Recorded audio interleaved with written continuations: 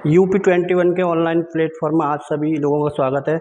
आज से हम हिंदी की क्लास की बात करने वाले हैं और जो हमारी हिंदी की जो श्रृंखला है उसका नाम रखा गया भाई संजीवनी बूटी सीरीज़। तो संजीवनी बूटी सीरीज़ का आज पहला पार्ट है। तो मतलब पहले पार्ट में हमने शुरुआत से ही डिस्कस करेंगे, पहले टॉपिक को लेकर चर्चा करेंगे भाई आज। तो पहला टॉपिक जो दे रखा है तुम्हारा हिंदी भाषा एवं अन्य भारतीय भाषाएँ, इसका पार्ट 1 है भाई। तो देखते हैं भाई, पहला क्वेश्चन शुरू करते हैं इसका भाई। पहला क्वेश्चन कह रहा है भाषा शब्द किस धातु से बना है। कह रहा है भाई भाषा शब्द किस धातु से बना है। तो पहला ऑप्शन भाषा, भाषण या भास। तो भाषा शब्द जो है संस्कृत के भास धातु से बना है। भाषा शब्द जो है संस्कृत के किस धातु से बना है, भास धातु से बना है। भास धातु से बना है। संस्कृत के किस धातु से बना है, भास धातु से, जिसका अर्थ होता है भैया बोलना या कहना। तो भाई भाषा शब्द जो है संस्कृत की किस धातु से बना है, भास धातु से, और जिसका अर्थ होता है भैया बोलना या कहना। तो भाई भाषा एक तरीके से वह साधन है, भाषा एक साधन है जिसके माध्यम से व्यक्ति पढ़कर, लिखकर, बोलकर, सुनकर अपने मन के भावों एवं विचारों का क्या करेगा, आदान प्रदान करेगा। तो भाषा जो होती है संकेतात्मक होती है, अर्थात इसमें जो ध्वनियाँ उच्चारित होती हैं जिस उसका किसी वस्तु या कार्य से संबंध होता है। तो भी भाषा क्या है भैया, एक माध्यम है। माध्यम मतलब किसका, भाव एवं विचार को अपने प्रकट करने का या एक दूसरे के मध्य आदान प्रदान करने का एक तरीका है भाषा। तो भाषा के 3 माध्यम होते हैं। एक भाषा का होता है हमारा मौखिक माध्यम या उच्चारित माध्यम, एक भाषा का लिखित माध्यम, और एक भाषा का माध्यम होता है तुम्हारा सांकेतिक। तो भाषा के अगर माध्यम पूछे जाते हैं तो हमें जो आंसर देना होगा वह 3 आंसर देना होगा। तो इस वाले क्वेश्चन का जो आंसर हो जाता है भाषा शब्द किस धातु से बना है, भास धातु से बना है। तो ये वाली जो हिंदी की सीरीज है बहुत महत्वपूर्ण होगी भाई तुम्हारे यूपी पुलिस री एग्जाम और UPSI की जो वैकेंसी है उसके लिए काफ़ी बेहतरीन होने वाली है भाई हमारी क्लास। देखेंगे भाई अगला क्वेश्चन। हिंदू, हिंदी, हिंदवी किस भाषा के शब्द है, चीनी, जापानी, फारसी। तो मैंने क्लासों में भी बताया होगा हिंदी शब्द की जो उत्पत्ति हुई है, हिंदी शब्द की जो उत्पत्ति का जो संबंध है वो ईरान देश से है। तो ईरान देश से इसकी उत्पत्ति को जोड़ते हैं। ईरान में जो लोग रहते थे समुदाय, उसे पारसी समुदाय के लोग थे, उनकी भाषा जो थी वो क्या थी, उनकी फारसी भाषा थी। तो इन सभी शब्दों की जो जननी है वो कहलाती है हमारी फारसी। क्या कहलाएगी भैया, फारसी भाषा के शब्द हैं ये सारे। किस भाषा के शब्द हैं, फारसी। तो हिंदू, हिंदी और हिंदवी ये सब किस भाषा के शब्द हैं, फारसी भाषा के शब्द हैं, या किसकी, पारसी भाषा या ईरानी भाषा। तो दूसरे का जो आंसर होता है हमारा तीसरा आंसर होता है। देखेंगे भाई अगला क्वेश्चन। भाषा के 3 रूप होते हैं भाई। भाषा के 3 रूप होते हैं जिसके द्वारा व्यक्ति अपने भाव, मन के भाव एवं विचार को प्रकट करेगा, और उसके लिए 3 माध्यम होंगे। बोला गया पहला भाई दृश्य भाषा, लिखित भाषा, सांकेतिक भाषा। तो यहाँ पर दृश्य भाषा नहीं होगी भाषा के, तो लिखित भाषा होगी, सांकेतिक होगी, इसमें मौखिक भाषा होगी, लेकिन मूक भाषा इसके अंतर्गत नहीं आएगी। भाषा के 3 रूप, यहाँ पर मौखिक भाषा भी होगी और तुम्हारी लिखित भाषा और सांकेतिक। तो यही वाला हमारा तीसरा वाला आंसर क्या है इसका, सही हो जाता आंसर नंबर 3। यहाँ पर श्रव्य भाषा नहीं होगी। तो भाई इसमें पूछा जाता है भाषा का ऐसा कौन सा माध्यम है, जो सबसे सरल है। तो सबसे सरल माध्यम जो भाषा का वो कौन सा भैया, सबसे सरल जो माध्यम है वो हमारा कौन सा, मौखिक माध्यम। सबसे सरल और कठिन कौन सा भैया, सरल और कठिन होगा हमारा लिखित माध्यम, और सांकेतिक माध्यम जो होगा वो भाषा का सबसे कठिन माध्यम होगा। तो इसमें भाषा के कितने रूप होते हैं भैया, 3 रूप होते हैं, और इनका ध्यान रखना, पेपर में क्वेश्चन पूछा जाता है। आगे आएंगे क्वेश्चन नंबर अगला 4, क्वेश्चन नंबर 4 पर। हिंदवी शब्द का प्रथम प्रयोग किस इतिहासकार ने किया है, रामचंद्र शुक्ल, इब्न तूता, बदायूं ने या अबू सईद। तो हिंदी शब्द का पूछा जाता है भाई किस इतिहासकार ने किया, तो अबू सईद ने किया। किसने किया भैया? अबू सईद के द्वारा हिंदी शब्द का सर्वप्रथम प्रयोग देखने को मिलता है, अगर इतिहासकार की बात करें। लेकिन पहले देखते हैं जफरनामा में देखने को भी मिलता है हिंदी शब्द का सर्वप्रथम उल्लेख। अगला क्वेश्चन आते हैं, भाषा की परिभाषा। भाषा वह साधन है जिसके द्वारा मनुष्य सिर्फ पढ़कर अपनी मन के भावों या विचारों का आदान प्रदान करता है। तो केवल नहीं जी बोला गया है यहाँ पर सिर्फ पढ़कर, तो नहीं होगा, सिर्फ पढ़कर नहीं होगा भाई। भाषा वह साधन है जिसके द्वारा मनुष्य सिर्फ बोलकर अपने मन के भावों को प्रकट करता है, तो बोलकर नहीं होगा जी। भाषा वह साधन है जिसके द्वारा मनुष्य बोलकर, सुनकर, लिखकर, पढ़कर अपने मन के भावों, मन के विचारों का आदान प्रदान करता, तो यही वाला बात सही हो जाती है। तो कोई भी व्यक्ति अपने मन के भाव को प्रकट करेगा तो यहाँ तो बोलकर करेगा या लिखकर करेगा या सुनकर करेगा, क्यों भाई? तो इसमें जो होंगे भाई आंसर जो होगा हमारा, भाषा की जो डेफिनेशन होगी वो सी वाला आंसर होगा। देखेंगे भी अगला क्वेश्चन नंबर अगला। उच्चरित वर्ण संकेतों की सहायता से भाव एवं विचार की अभिव्यक्ति कहलाती है। तो उच्चरित मतलब उच्चारित वर्ण संकेतों के माध्यम से अगर कोई व्यक्ति अपने भाव एवं विचार को प्रकट कर रहा है तो लिपि कहलाएगी। भाषा, लिपि और भाषा। तो उच्चरित वर्ण संकेतों के आधार पर अगर कोई व्यक्ति अपने भाव प्रकट करता है तो भाषा कहलाएगी। अगर मैं इसकी जगह कर देता हूँ लिखकर या लिखित वर्ण संकेतों की सहायता से, अगर मैं इसकी उच्चरित की जगह कर देता हूँ लिखित वर्ण संकेतों की सहायता से अगर कोई व्यक्ति अपने मन के भाव एवं विचारों को प्रकट करता है तो वो हमारी बन जाएगी लिपि की परिभाषा बन जाएगी। एक परिभाषा पीछे मैंने जो बताई होगी भाषा की, वो परिभाषा, एक परिभाषा तुम्हें ये ध्यान रखनी है। अगर मैं उच्चारण की जगह में लिखित कर दूँ, मतलब लिखकर, अगर लिखकर अपने भाव को प्रकट कर रहे हैं तो वो लिपि कहलाएगी। लेकिन यहाँ पर बोला गया उच्चरित वर्ण तो भाषा होगी। भाषा और लिपि एक दूसरे के क्या होते हैं? पूरक होते हैं। पूछा जाता है भाषा लिपि होते हैं तो एक दूसरे के पूरक होते हैं।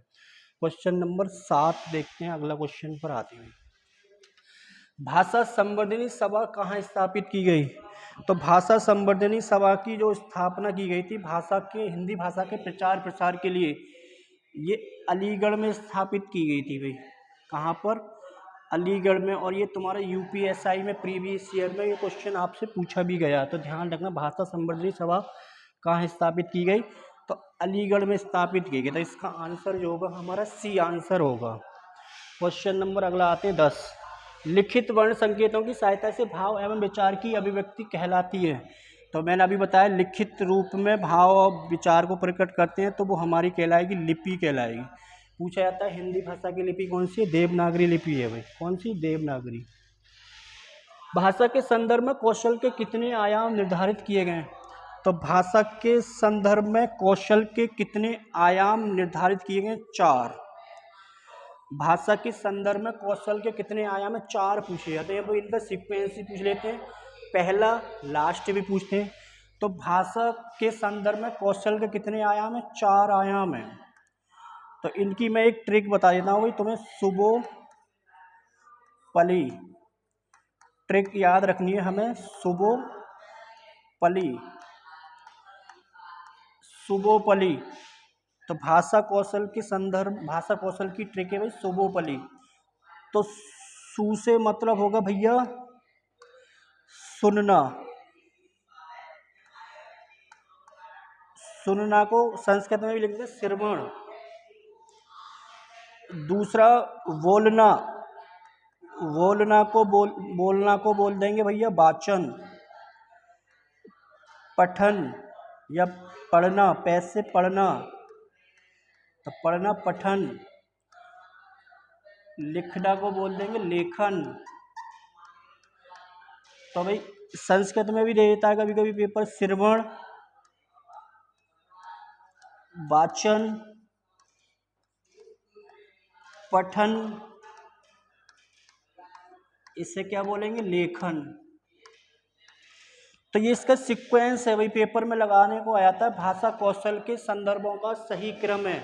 तो मतलब इसके जो 4 कौशल बताएंगे। सबसे पहले बच्चा क्या करेगा, सुनेगा, फिर बोलेगा, फिर पढ़ेगा, फिर लिखेगा।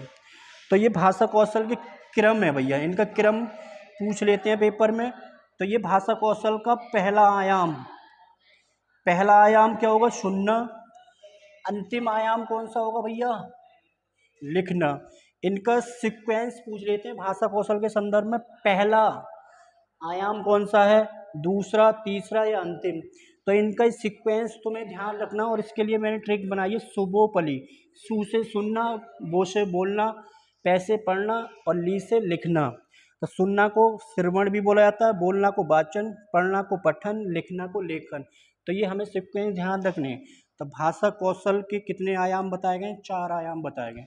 तो अभी जो हम भाषा को लेकर ही डिस्कस कर रहे हैं भाई, आगे आएंगे भाई। क्वेश्चन नंबर अगला लाजवाब क्वेश्चन भाई, भाषा कौशलों में सबसे पहले किस कौशल का विकास करना चाहिए, उच्चारण, लेखन, वाचन या श्रवण। तो भाषा कौशल में सबसे पहले किसका होगा भैया, श्रवण। श्रवण को क्या बोलेंगे भैया, या श्रवण का मतलब सुनना। तो यही तो आएगा भैया, सुबोपली में पहला से सुनना, और सुनने को श्रवण भी बोला जाता है। तो भाषा कौशल का ये पहला चरण होगा, पहला आयाम। और लास्ट वाला जो होगा वो लेखन होगा। आएंगे भाई अगले क्वेश्चन नंबर 13, भाषा के प्रमुख अवयव, तत्व या घटक हैं। भाषा के प्रमुख अवयव, तत्व या घटक हैं जिनके द्वारा भाषा का निर्माण होता है, मतलब जिसमें भाषा का प्रयोग किया जाता है, मतलब किन किन तत्वों का प्रयोग किया जाता है। क्या बोलेंगे भैया, वर्ण, शब्द, वाक्य, भाषण नहीं होगा भाई। शब्द, वाक्य, वर्ण, विचार, वर्ण होगा, विचार नहीं होगा। वर्ण, शब्द, अनुच्छेद।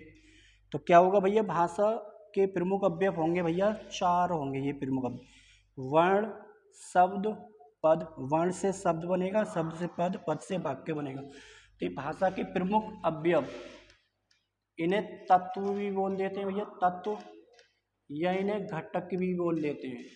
तो ये भाषा के प्रमुख तत्व या घटक है। तो ऑप्शन नंबर डी इसका आंसर हो जाता है भाई। क्वेश्चन नंबर 11 का क्या है भैया, डी आंसर है। देखेंगे अगला क्वेश्चन, भाषा संकेतात्मक है, अर्थात इसमें जो ध्वनियाँ उच्चारित होती हैं और उनका किसी से भी संबंध नहीं होता, किसी वस्तु या कार्य से संबंध होता है, किसी व्यक्ति से संबंध होता है, किसी वस्तु या कार्य से संबंध नहीं होता। मैंने अभी भाषा की डेफिनेशन बताई थी शुरू में पहले क्वेश्चन में, तो बताया होगा भाषा का किसी वस्तु या कार्य से क्या होता है, संबंध होता है। तो इसमें जो आंसर जो हमें देना होगा, बी आंसर देना होगा। ये सारे बहुत अच्छे क्वेश्चन है, पेपर में विभिन्न परीक्षाओं में पूछे गए। इन वाले टॉपिकों को बहुत कम बच्चे पढ़कर जाते हैं और यहाँ से क्वेश्चन गलत करने के चांस ज़्यादा रहते हैं, क्योंकि भाषा कौशल, भाषा के माध्यम, इनके बारे में बच्चों को जानकारी नहीं होती और क्वेश्चन गलत कर जाते हैं। और यहाँ से वीडियो के एग्जाम में तुम्हें क्वेश्चन भी देखने को मिला है इस बार। क्वेश्चन नंबर 15, अपभ्रंश के कितने भेद हैं भाई, अपभ्रंश के कितने भेद प्रचलित थे भाई। तो ये अपभ्रंश के कितने भेद थे भाई, ये 7 भेद थे। 7 भेद बताए हैं भाई किसने, डॉक्टर भोलानाथ तिवारी के अनुसार। कितने भाई, भोलानाथ तिवारी के अनुसार कितने भेद थे, 7 भेद देखने को मिलते हैं। कितने भैया, 7 भेद मिलने को देखने को मिलते हैं। एक सबसे पहले अपभ्रंश का सौरसेनी, जिससे हमारी हिंदी की उत्पत्ति हुई है, सौरसेनी। सौरसेनी से हमें देखने को मिलेगी एक तो पश्चिमी हिंदी, जिससे हमारी आधुनिक हिंदी का विकास हुआ, पश्चिमी हिंदी। एक हमें मिलेगी राजस्थानी हिंदी की उत्पत्ति, राजस्थानी हिंदी जो मेवाती, हरियाणी, जयपुरी, ये सब राजस्थानी हिंदी। और गुजराती हिंदी का विकास किस अपभ्रंश से हुआ, सौरसेनी से हुआ। तो अपभ्रंश के कितने, 7 भेद थे भैया। सौरसेनी, फिर आती है भाई सौरसेनी अपभ्रंश आता है, फिर मागधी अपभ्रंश। मागधी अपभ्रंश से कौन कौन सी भाषाओं का विकास हुआ है, मागधी अपभ्रंश, एक बिहारी हिंदी, जिसमें मगही, मैथिली और भोजपुरी बिहारी हिंदी। फिर बांग्ला, पूछा जाता है। ओडिया आधुनिक असमिया भाषा का विकास किस अपभ्रंश से हुआ? और असमिया, ये इनका सबका जो विकास हुआ वो किससे हुआ? मागधी अपभ्रंश से। अर्धमागधी अपभ्रंश से कौन कौन सी भाषाएं, कौन सी हिंदी निकली है भैया अर्धमागधी से? पूर्वी हिंदी, कौन सी भैया? पूर्वी हिंदी का विकास हुआ है किससे? अर्धमागधी से, पूर्वी हिंदी का, जिसमें अवधी, बघेली और कौन सी आती है भैया? छत्तीसगढ़ी। अवधी, बघेली और कौन सी आती है? छत्तीसगढ़ी। अर्धमागधी। फिर आती है भाई शौरसेनी अपभ्रंश, मागधी, अर्धमागधी। फिर आती है हमारी अर्धमागधी से भैया हो गई पूर्वी हिंदी। फिर आती है भाई एक पैसाची अपभ्रंश, पैसाची अपभ्रंश, पैसाची अपभ्रंश से, पैसाची अपभ्रंश से तुम्हें पंजाबी और लहंदा, पैसाची अपभ्रंश से पंजाबी भाषा का विकास और लहंदा, पैचासी। फिर आती है एक पैसाची अपभ्रंश होगा, ये चार तुम्हें ध्यान रखने। फिर एक आती है महाराष्ट्रीय और पहाड़ी अपभ्रंश, महाराष्ट्रीय अपभ्रंश से, महाराष्ट्रीय अपभ्रंश से कौन सी भाषा का विकास हुआ है? मराठी।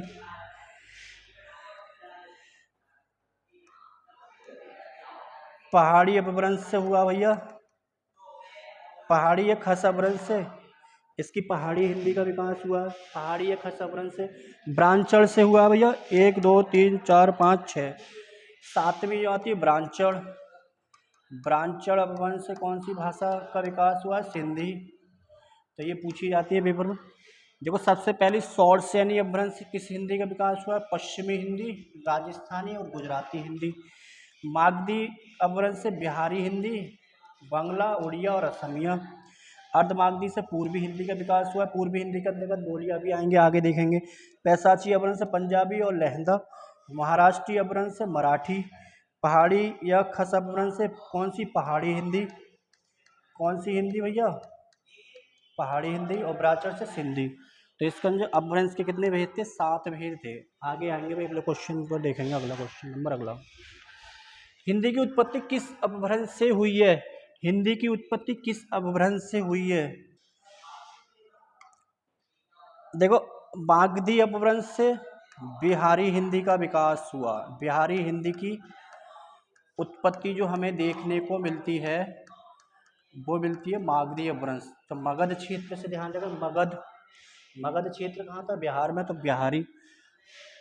अर्ध में देखेंगे अर्धमागधी से पूर्वी हिंदी का विकास, अर्धमागधी से पूर्वी हिंदी का विकास। पैसाची से पंजाबी भाषा, पंजाबी और लहंदा किससे भैया? इससे। तो शौरसेनी अपभ्रंश से किसकी उत्पत्ति हुई है? हिंदी। और शौरसेनी अपभ्रंश से पश्चिमी हिंदी उपभाषा, और इससे खड़ी बोली है तुम्हारी ब्रजभाषा, हरियाणवी, कन्नौजी और बुंदेली। सब किसका भाग है? शौरसेनी अपभ्रंश के अंतर्गत आती है भाई। आगे आएंगे क्वेश्चन नंबर आगे भाई।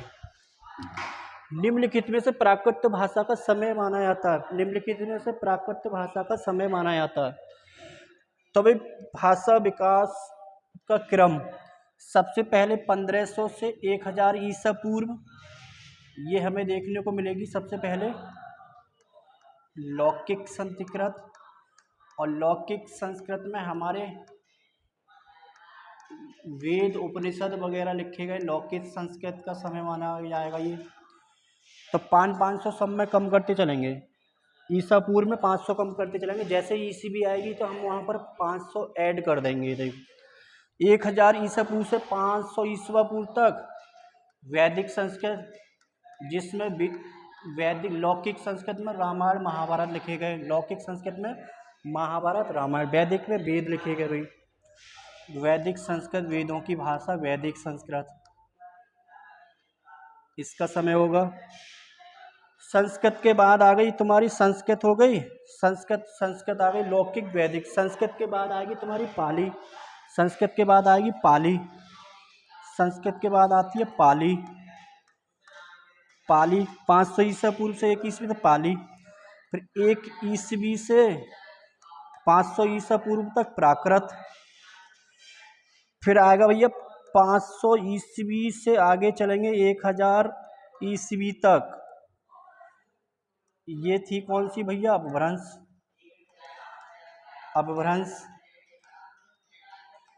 और 1000 से जो अब तक का जो समय है वो किसका भैया, हिंदी का समय है। तो पूछा गया प्राकृत भाषा का, तो प्राकृत भाषा का समय जो 1 ईस्वी से लेकर 500 ईस्वी तक। तो हमें सबसे पहले 1500 ईसा पूर्व की डिजिट ध्यान रखनी है भाई। आधुनिक भारतीय आर्य भाषा का जो विकास हुआ 1500 ईसा पूर्व से शुरू हुआ। 1500 में से 5 ईसा पूर्व 500 घटाते चलेंगे, जैसे ही मतलब ईस्वी आएगी तो 500 ऐड कर देंगे तो आसानी रहेगी याद करने में। सबसे पहले पाली किसकी धर्म की भाषा थी, बौद्ध धर्म, और प्राकृत जैन धर्म की भाषा। तो इसमें जो आंसर होगा हमारा डी वाला आंसर है भाई, 15 में का है आंसर डी। क्वेश्चन नंबर अगला, भाषा के बुनियादी कौशलों का सही क्रम क्या है भाई। तो भाषा के बुनियादी कौशलों का सही क्रम मैंने बताया भैया, इसके लिए एक ट्रिक बताइए मैंने, शुभोपली। कौन सी भैया, शुभोपली, कभी भी नहीं भूलोगे शुभोपली। तो से सुनना, वैसे बोलना, पैसे पढ़ना, लैसे लिखना। देखो सुनना बोलना नहीं होगा, लिखना पढ़ना बोलना और सुनना। तो सुनना, बोलना, पढ़ना और लिखना। तो इसका आंसर कौन सा हो जाएगा, सी हो जाएगा। कौन सा होगा आंसर, सी होगा। तो ये वाली ट्रिक तुम्हें ध्यान रहेगी। तो कोई सा भी सीक्वेंस पूछ सकता है, कोई सा भी आयाम या चरण पूछे तो आसानी, दूसरा पूछे या तीसरा पूछे या चौथा पूछे या पहला, तो आसानी से तुम बता सकते हो भाई। क्वेश्चन नंबर आगे आएंगे भाई। क्वेश्चन नंबर अगला, भाषा के अर्थ में हिंदी शब्द का प्रयोग व विकास के संबंध में कौन सा कथन संबंध। काव्य के रूप में हिंदी का प्रयोग अमीर खुसरो की रचना में मिलता है, सही बात। भारत के फारसी कवि औफी ने सर्वप्रथम 1228 ईस्वी में हिंदवी शब्द का प्रयोग किया, सही है भाई। तैमूर लंग के पोते सरफुद्दीन यजदी ने 1424 ईस्वी में अपने ग्रंथ जफरनामा में विदेशों में हिंदी भाषा के अर्थ में हिंदी शब्द का प्रयोग किया, तो ये भी सही। तो इसमें कौन से स्टेटमेंट सारे सही हैं भाई। तो इसका स्टेटमेंट जो है भाई, इसका आंसर होगा डी, मतलब इसमें सारे कथन क्या है, सत्य बताए गए हैं भाई। सारे कथन क्या बताए गए, सत्य भाई। अगला क्वेश्चन, निम्नलिखित में से किस भाषा को शास्त्रीय भाषा का दर्जा प्राप्त नहीं है भाई। तमिल को भी प्राप्त है। तमिल कब, तो भारत में कितनी भाषाओं को शास्त्रीय भाषा का दर्जा प्राप्त है, 6 भाषाओं को। संस्कृत को 2005 में,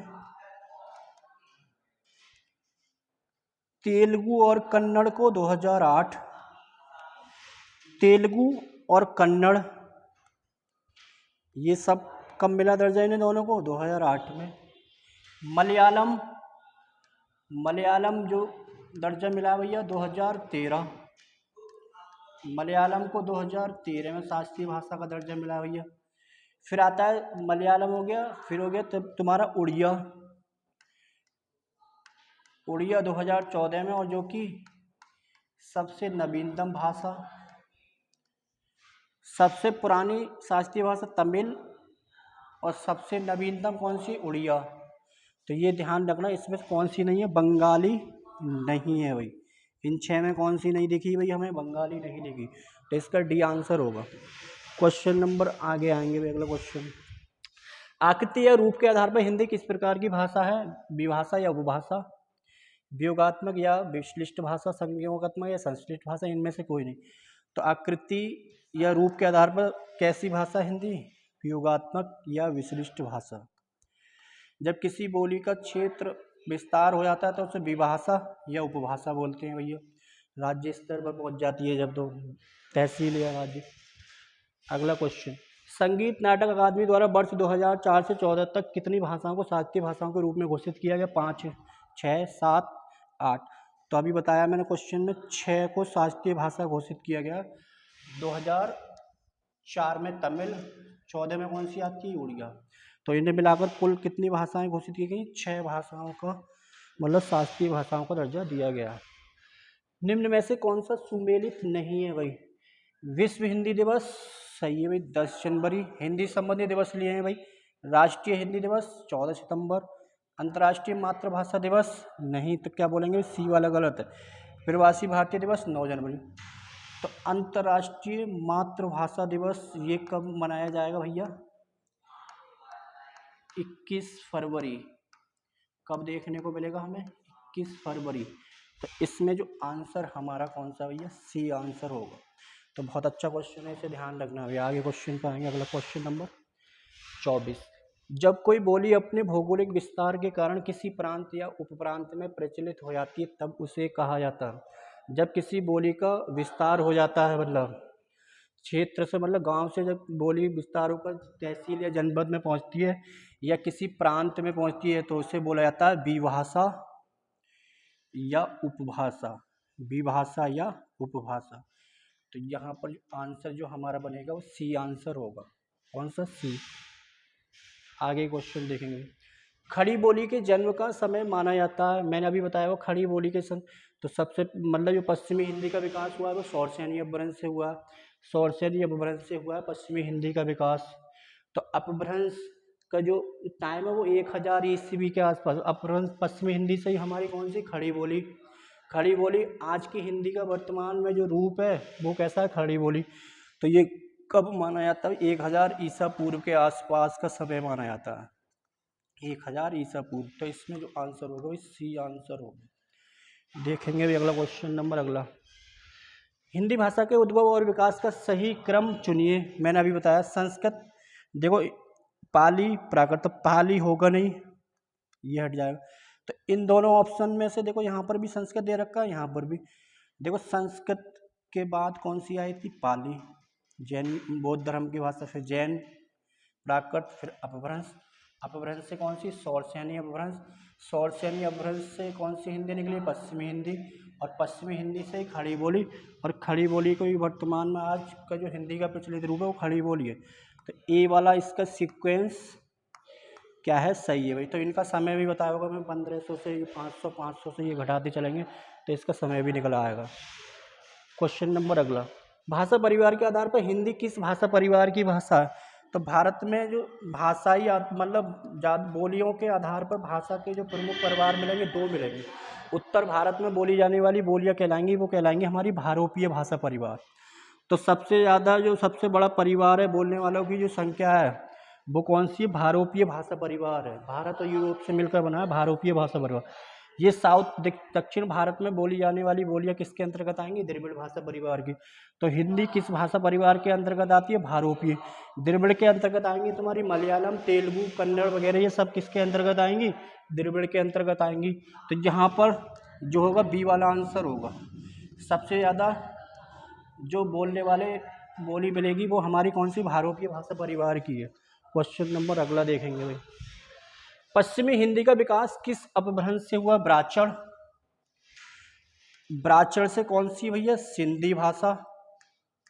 ब्राह्मण से कौन सी अपभ्रंश से? सिंधी भाषा निकली है भैया। मागधी से हमारी कौन सी? मागधी से मगध। मगध वाला क्षेत्र मतलब बिहार वाला, ऐसे करके याद लेना। मगध साम्राज्य या मगध क्षेत्र, बिहारी हिंदी। बिहारी हिंदी, भोजपुरी, मैथिली, मगही। पैसाची से हमारी कौन सी भाषा का विकास हुआ है? पंजाबी। पैसाची से पंजाबी। और कौन सी? लहंदा का विकास देखने को मिलेगा हमें। और पश्चिमी हिंदी का विकास किससे हुआ? सौरसेनी अपभ्रंश से हुआ। तो इसमें हमारी खड़ी बोली आएगी, हमारी कौन सी? खड़ी बोली, ब्रजभाषा, हरियाणवी, कन्नौजी, और कौन सी आएगी भैया? बुंदेली मिलेगी। कौन सी? बुंदेली। तो सौरसेनी अपभ्रंश के अंतर्गत ये बोलियां हमें देखने को मिलेंगी। क्वेश्चन नंबर अगला, क्षेत्रीय बोलियां देश अथवा राज्य की भाषा, क्षेत्र की लिपि के साथ भाषा, क्षेत्र की भाषा की वाक्य विशेषता, क्षेत्र की लिपि, लिखित भाषा तथा साहित्य। क्या दोगे भैया आंसर?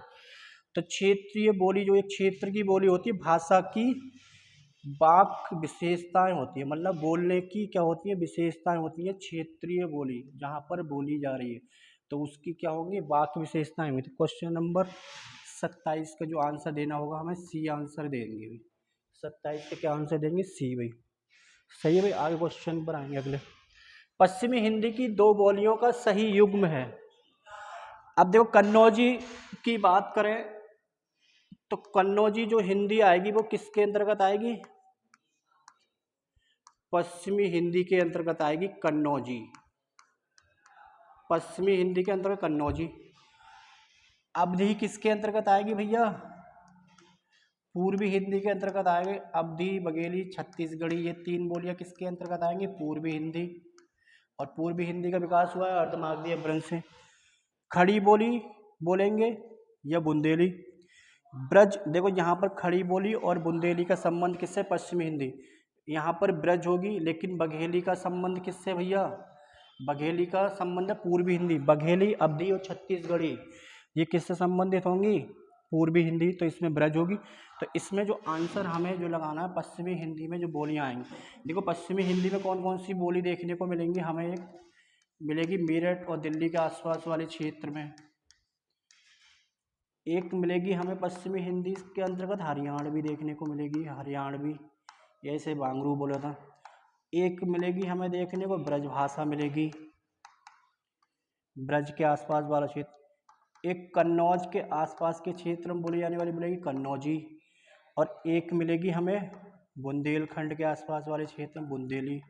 एमपी और बुंदेलखंड वाला क्षेत्र तो बुंदेली।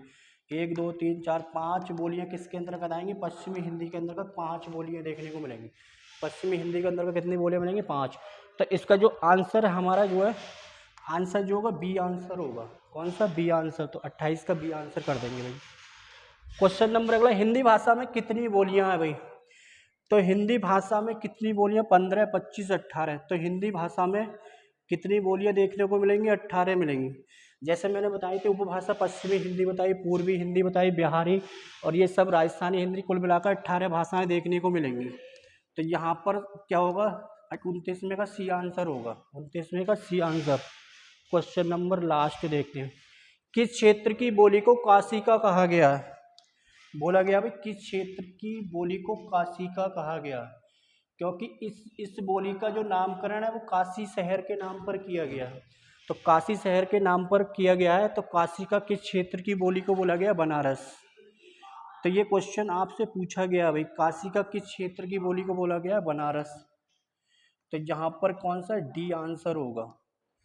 तो आज का जो पार्ट 1 है भाई, हिंदी भाषा और अन्य भारतीय भाषाओं का विकास, यहाँ पर हमने आज की क्लास में 30 प्रश्न सॉल्व किए। आगे अगली क्लास में पार्ट 2 देखने को मिलेगा, मतलब 30 क्वेश्चन सॉल्व किया। आगे जो कक्षाएं होंगी हमारी टॉपिक वाइज चलती रहेंगी, तो अच्छे से रिवीजन करते रहिए एकदम मस्त तरीके से भाई। आज के लिए इतना ही।